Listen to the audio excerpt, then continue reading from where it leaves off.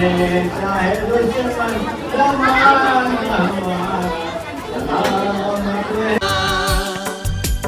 आज से पहले आज से ज्यादा देखो तो कैसे खिले हैं ओ इसी खुशी को हम ढूंढ रहे थे। उत्सुकतेने इथं आता झाले खूप खूप धन्यवाद सगळ्या काकांना। पप्पांच्या या कर्तृत्वाने घर झाले पावन। आज प्रेमाने ओवाळतोय आम्ही तुमचा हा भाग। तुला भराच्या पाण्यात आज ठेवले सुख समाधान। तुमच्याच कष्टामुळे आज वाढले आमचे मान। डोळ्यातून साठवून आठवणीचे ते सोनेरी क्षण तुम्हाला पाहून करून येते आमचे आयुष्याची सायंकाळ ही अशीच गाव सुखद। तुमच्या या प्रेमाचा स्पर्श असावा कायम सुखद।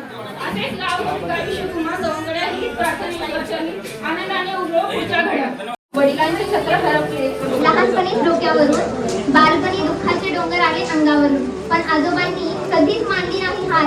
कष्टाच्या जोरावरच केला आयुष्याचा सारा साथ। लहान वयात गोळ्या बिस्किटे विकून काढले दिवस, 4 बहिणींना सांभाळीला होता खास।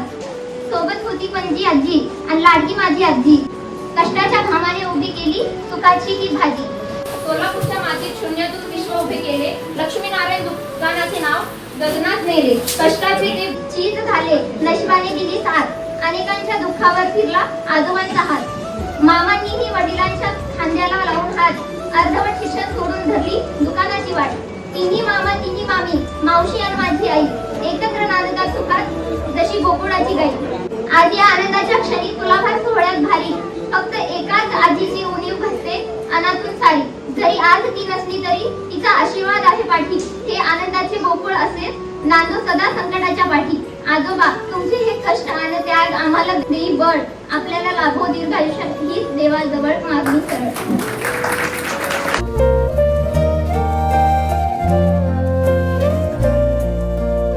माझ्या मम्मीची आठवण पूर्ण करून दिलेली आहे पप्पानं, भरपूर सावरलेल्या त्यांनी।